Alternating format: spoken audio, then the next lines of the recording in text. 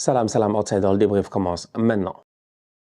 Arsenal perd aujourd'hui 2-0 à domicile face à Aston Villa. Franchement, entre vous et moi, une performance d'autocar, une performance de nulard. Et encore une fois, qu'on le veuille ou non, chasse le tocarisme et il reviendra au galop. Aujourd'hui, cette équipe d'Arsenal-là ne sait pas gérer. En fait, c'est nous les tocards. C'est nous les tocards. On a eu l'occasion cette semaine d'avoir la chance de jouer en dernier. C'est-à-dire que ça peut être une malchance comme une chance parce que tu as la pression et tout, parce que tu as déjà vu les résultats. J'aime pas, putain. Sa mère. Ah, alors ça. Salam, salam, outsider, le débrief commence maintenant. Arsenal perd aujourd'hui à domicile 2-0 face à Aston Villa. Arsenal ne se gère pas. Arsenal vient peut-être de dire adieu au titre. La vérité, elle est là. Ça fait 20 ans qu'on dit adieu. On en a marre. On en a marre.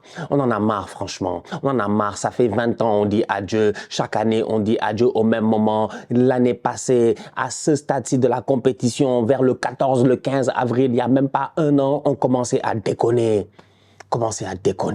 On avait perdu William Saliba, on a fait des matchs nuls là-bas face à Liverpool, face à West Ham et le titre on l'a perdu. On avait 8 points d'avance sur Manchester City et ils nous ont rattrapés. C'était nous les tocards.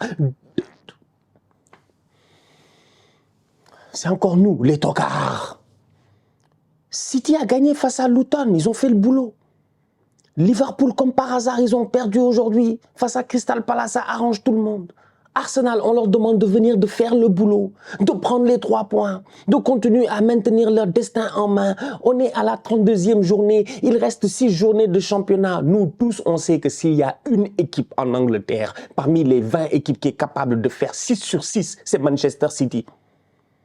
S'il y a une chose qu'il ne fallait pas faire ce week-end, c'était de leur laisser prendre l'avantage. C'est terminé, c'est fini. On peut remballer nos affaires et revenir l'année prochaine pour encore un autre scénario, encore plus tocaresque qu'il n'a été durant ces 2 dernières années. C'est nous, les nullards. Mais j'en ai marre, moi, franchement. Vous en avez pas marre, vous? Vous en avez pas marre d'être là à les supporter chaque année, d'être là à les applaudir partout? On y croit. Allez, Arsenal, les Gunners, come on. Ça fait combien d'années on est là dans le come on? Come on, ils vont nulle part. Des come off. Mais c'est des tocards. Ils jouent aujourd'hui face à Villa à domicile. Le match me fait mal, le match m'exaspère. Mais c'est comme ça le football, j'ai mal, j'ai le droit. J'ai le droit, je suis un supporter, j'avais envie de voir mon équipe gagner. Ces 3 points qui sont importants, qu'il fallait aller prendre. Liverpool a perdu, bon sang. Liverpool ne va pas bien. Ils jouent face à l'Atalanta. Cette semaine, ils se font taper comme du n'importe quoi à domicile. Une première défaite depuis plus de 30 et quelques matchs. Donc c'est normal qu'au niveau de Liverpool, leur tête, elle est bordélique.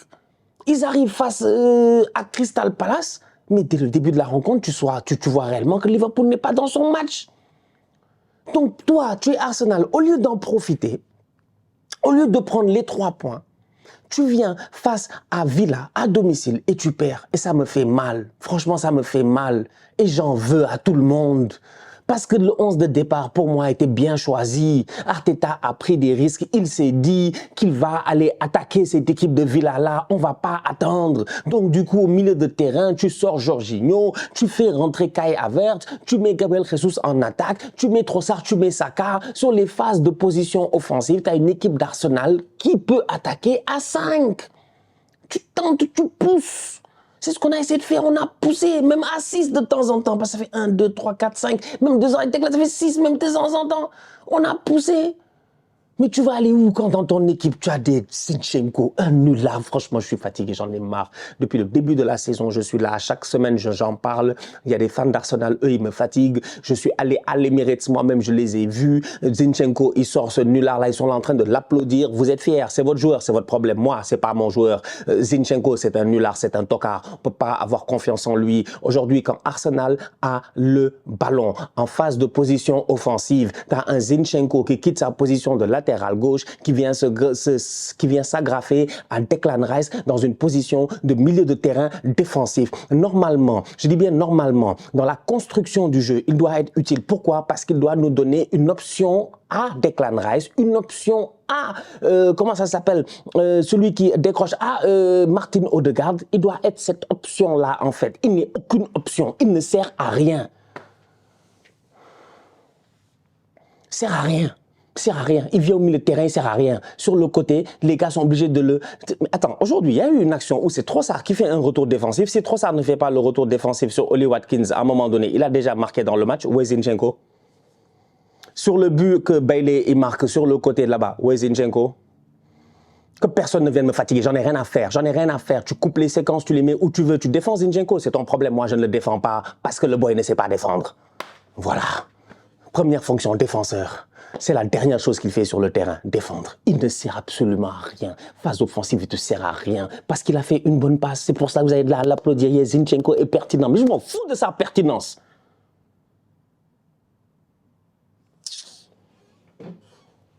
Ouais, les supporters d'Arsenal, là, des fois, ils sont énervants, quoi. Ouais, 1, 2, 3, Zinchenko, il est pertinent. Il n'est pas pertinent. Il n'est plus pertinent. Il l'a été. Il ne l'est plus.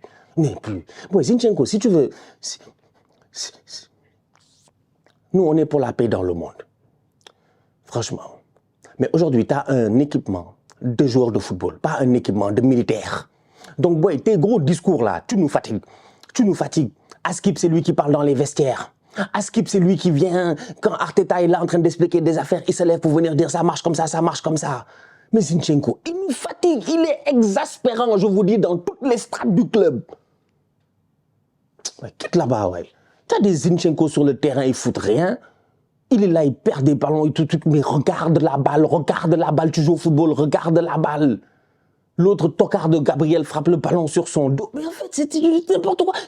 Ce qui était censé être une des meilleures défenses du championnat depuis plusieurs mois. Les boys, ils n'encaissent pas de but. C'est eux qui, dans la même semaine, sont en train de sombrer. Encore une fois, en avril. C'est pour ça que je dis que franchement, on en a marre. On en a marre. Chaque année, on ne va pas vivre la même chose en avril. On en a marre. Toute la saison, ils font du bon travail. Ils arrivent là, il reste 6 matchs. C'est les 100 derniers mètres. Ils commencent à déconner. Tous. Ils commencent à déconner. Tous. Flashback de Liverpool l'année passée. Zinchenko, mec. Zinchenko. Gabriel. C'est pas, ils font pas un bon match. Il n'y a que Martin Odegaard, miskin, il est là. Martin Odegaard, tu sais, Arsenal, comment on joue? Arsenal, c'est une des rares équipes en première ligue qui, en termes de joueurs de champ, si tu enlèves le gardien de but, joue à 9. On joue à 9. Et à 9, on essaie de cadrer le terrain au maximum. Pourquoi? Parce que je te rappelle que 3 x 3 égale 9. Donc, ça te permet de faire, normalement, des groupes de 3 sur le terrain. Mais des groupes de 3, nous, on n'en fait pas. On fait des groupes de 2 sur le terrain. Et il y a un joueur qui vient se rallier constamment, tactiquement, à tous ces groupes de 2, c'est Martin Odegaard. C'est le seul boy pertinent de cette équipe. Laissez-moi, je m'en vais, ça de débrief. C'est que c'est énervant. C'est que c'est frustrant, quoi. C'est le seul boy pertinent de cette équipe. C'est le seul boy qui est pertinent dans cette équipe. Il n'y a que Martin Odegaard, je suis convaincu à 200%, je dis, aujourd'hui, dans n'importe quel club au monde, il va aller top 3 clubs au monde, je dis, il a de la place là-bas. Au Barça, il a sa place là-bas. Au Real, il a sa place là-bas. Je ne dis pas que les boys qui sont là-bas ne sont pas forts, mais je dis que Odegaard, il pue le football. Mais les autres, mais ils m'énervent. Tous ils m'énervent. Saka, pardon. Je suis vénère. Tous ils m'énervent. Oli Watkins, superbe saison de sa part, il a combien là? Il a combien ça, Oli Watkins? 19 buts, 10 passes décisives. Ça fait combien d'années que moi, Stan Job, je dis ici? Combien d'années je dis ici que Arsenal doit aller chercher Isaac? Ils n'ont pas allé chercher Isaac. Watkins, ils ne sont pas allés chercher Watkins. Il y a un dernier que j'avais dit ici, c'est le boy de... comment il s'appelle? Le boy de Brentford là. Ivan Toney. Aller chercher un attaquant, un 9. Première mi-temps, centre, deuxième poteau, Jesus met une tête, il la met à côté. Tu veux aller où avec des joueurs comme ça? Comme si nous, on n'était pas là pendant le match face à Villa à regarder des tocards sur le terrain en train de performer comme des wannabe superstars. My man, preuve. Come on. Une équipe d'Aston Villa, tu sens qu'ils n'ont pas Douglas Luiz, pardon, qu'on connaît. C'est que Douglas Luiz est important. Boubacar Kamara est blessé. Tu es obligé de venir avec un milieu de terrain. Je reviens avec un milieu de terrain. Comment il s'appelle? Tielemans et puis l'autre frérot, McGinn. Énormément d'espace aujourd'hui. Parce que Kai Havertz, comme je dis, Arteta, dans son dispositif tactique en début de match, c'est pertinent de mettre Kai Havertz en se disant qu'on va mettre le surnombre là-bas. On va leur mettre la pression. Ils défendent à 4, on va trouver des espaces là-bas. Kai Havertz en trouve plusieurs fois, 2, 3 fois, il part. Qu'est-ce qu'il a fait avec le ballon? Rien. Pendant ce temps-là, Leverkusen est champion. Ouais, rentre chez toi, rentre à Leverkusen. Ouais, bon, franchement, il nous fatigue. Il m'énerve. Combien de fois Havertz on l'a mis aujourd'hui dans des positions où il doit... Je dis, mais boy, constamment c'est Douglas Costa là, Douglas Carlos, comment il s'appelle? Carlos Luis, Carlos machin, le boy qui était à Séville là. Oh, je bégaye tellement je suis vénère. Diego Carlos, c'est Diego Carlos qui est là à ratisser, à tacler, à combler, à gauche et à droite. Pas possible. Très bon match de la part de Diego Carlos, très bon match de sa part. Franchement, il a été très bon aujourd'hui, il a été excellent. Moussa Diaby qui vient pour aider de l'autre côté quand les gars sont en train de galérer défensivement, tout ça. Ils ont eu 2 tirs, ils ont mis 2 buts.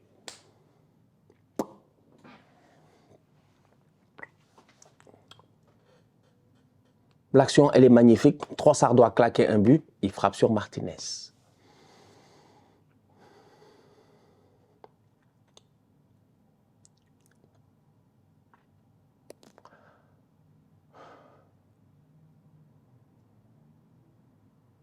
Et Zinchenko joue 90 minutes. Bon, donc Arsenal a perdu 2-0 face à Villa.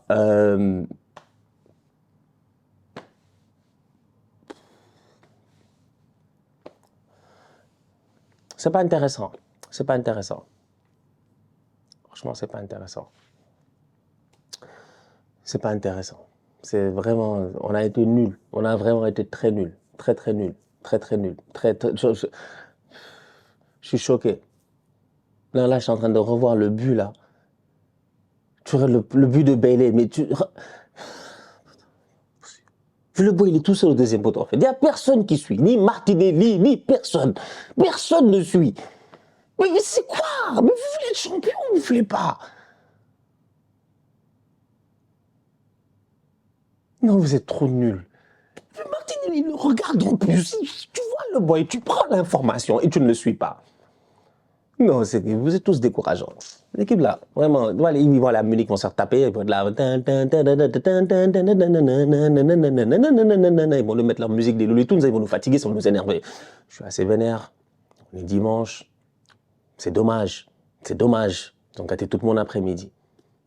Tout mon après-midi. Même pas 14 h. T'as plus envie de rien faire. Donc Liverpool, ils ont fait 1-0. Ils ont perdu face à Palace. C'était pour moi, je voyais même le destin. Parce que Liverpool, ils ont tellement bien joué aujourd'hui. Miskin, ils ont bien joué. Vraiment, ils ont bien joué. Ils ont fait ce que je peux appeler une top performance de Tokar. Une Tokar performance. Liverpool a trop bien joué aujourd'hui. Le nombre d'occasions qu'ils ont eu. Les Salah, les Nunez, les Diaz, Curtis Jones. Oh, Curtis Jones, s'il te plaît. 1 contre 1. Gère-toi, Curtis Jones ne sait pas gérer. Soboslai, Trent, Gakpo, Jota, machin, tout le monde. Ils ont tous eu des occasions. 25 occasions pour Liverpool, 0 but. Moi, quand je vois ça, je regarde le match, je vois cette équipe de Liverpool-là qui joue face à Palace, qui est bien organisée et tout, je me dis, OK, le temps est en train d'avancer, mais à un moment donné, Liverpool va quand même finir par égaliser. Surtout que Liverpool, ils sont passés pas loin du 2-0. Ils ont échappé au 2-0. Je pense que c'est un sauvetage de Andy Robertson sur sa ligne. Sinon, il y avait 2-0 pour Palace. Donc, Liverpool échappe. Mais après, Liverpool prend le contrôle du match. Prennent le contrôle du match. Il ne faut pas créer autant d'occasions que Liverpool a créé aujourd'hui. Ils ont eu tous les types d'occasions possibles. Tapine, plat du pied, but vide, 1 contre 1, contre-attaque, tout. Ils ont tout raté. Donc quand toi tu es là, tu es fan d'Arsenal, tu regardes ça dans ta tête, tu te dis peut-être que ce week-end, c'est le week-end du destin. C'est le week-end du destin. Tout ça avant d'oublier que dans mon équipe, il n'y a que des Tintins. Tu vas aller où avec eux? Tu vas aller où? Tu vas aller où? Quelle destinée avec eux? Quelle destinée? Quelle destinée? Liverpool a beaucoup joué. Ils ont tenté, ils ont tenté, ils ont tenté. Franchement, ils ont tenté. Je ne peux pas dire autre chose qu'ils ont tenté. Mohamed Salah, ces derniers temps, en termes d'efficacité devant les buts, c'est dommage. Darwin Nunez, ça a été compliqué. Excellent Dean Anderson. Pour ceux qui connaissent bien la première ligue, ceux qui écoutent mes débuts depuis très longtemps, ils savent à quel point Dean Anderson, c'est un boy que j'apprécie. Il avait fait une très belle saison à Sheffield, si je ne m'abuse. Il était retourné de son prêt de Sheffield à United. Et je pense qu'il fait un match et il se blesse. Il se blesse il y a 1 an ou 2, il se blesse et il perd sa place à United. Finalement, il va en prêt à gauche, à droite, Nottingham Forest, je pense, et tout, il me semble. Hein. Il finit à Palace, bon. Il fait un match exceptionnel aujourd'hui, vraiment exceptionnel. Il fait des arrêts sensationnels.